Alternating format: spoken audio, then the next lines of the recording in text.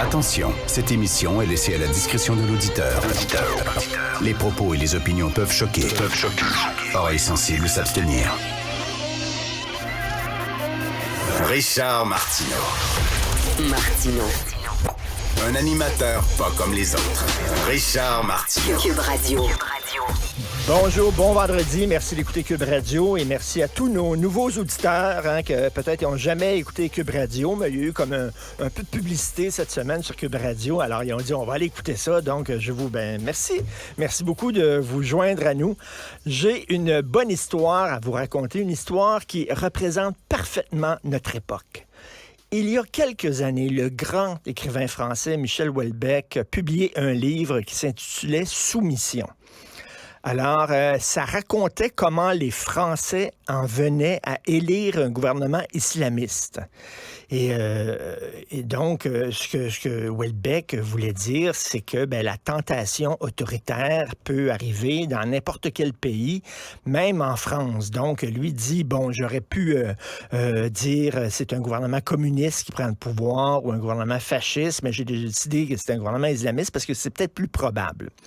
Donc, alors, les Français votent, élisent un gouvernement islamiste et il y a des Français qui trouvent ça bien cool. Par exemple, le narrateur, c'est un homme, il enseigne dans une université et lui, il dit, mon université va être financée par le Qatar. Soudainement, je vais avoir plein d'argent. C'est super cool. Finalement, un gouvernement islamiste, il y en a un autre qui dit, là, la polygamie va être légale, je vais avoir plusieurs femmes. C'est pas mal, tu sais. Donc, il parlait un peu de la soumission des Français et de l'Occident.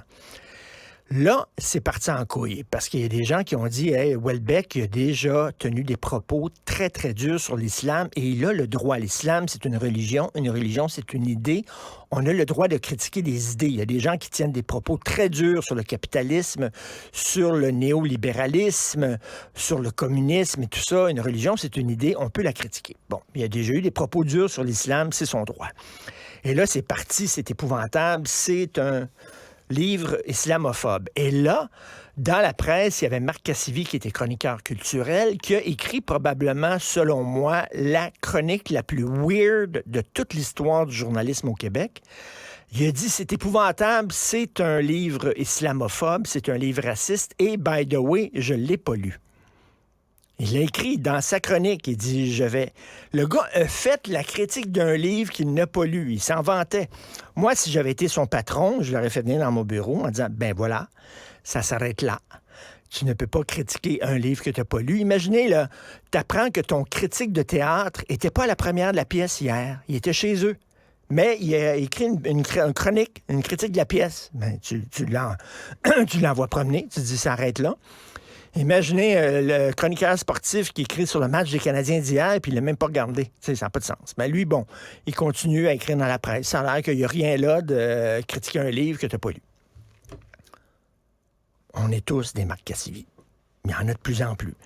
Des gens qui ont une opinion sur un texte, sur un livre, sur les propos tenus par un chroniqueur, un animateur, qui n'ont pas écouté. Puis là, les gens, maintenant, se fient au titre. C'est pour ça que c'est important, le titre qu'on met à un texte ou le titre qu'on met à un segment radiophonique, parce que les gens se fient rien qu'au titre. Fait que si votre titre est ironique, les gens n'iront pas lire là, le texte. Ils n'iront pas écouter le segment. C'est trop dur.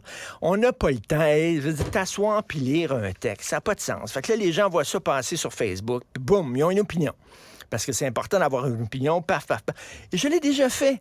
Je l'avoue, je l'ai déjà fait. J'ai déjà, à un moment donné, dit c'est épouvantable ce que tel animateur de Choix FM à Québec a dit, ça n'a pas de bon sens, puis tout ça. Puis finalement, j'avais pas écouté l'extrait.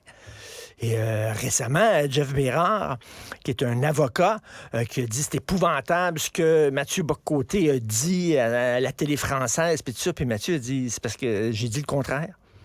J'ai dit le contraire qu'est-ce que tu dis que j'ai dit.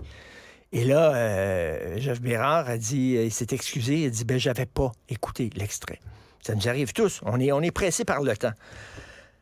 Pouvez-vous, s'il vous plaît, quand vous avez une opinion sur un livre, sur un texte de journal, le lire, l'écouter. Puis moi aussi, je me dis ça à moi, là, on va tous faire l'exercice ensemble, OK? Tout le monde, là.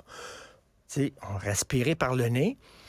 Parce que là, Si, mettons, quelqu'un dit, Martineau a dit, telle affaire, c'est des propos racistes, là, ils vont pas se fier sur moi, ce que j'ai dit, ils vont se fier sur ce que le gars a dit de moi. Puis là, ça part en couille et tout le monde va dire c'est épouvantable et tout ça.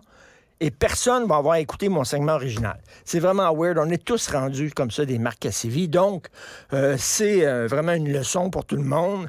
Et pour moi-même et pour tout le monde, j'espère, si on critique quelqu'un, la moindre chose qu'on doit faire, me semble, c'est de lire son texte et d'écouter ses propos.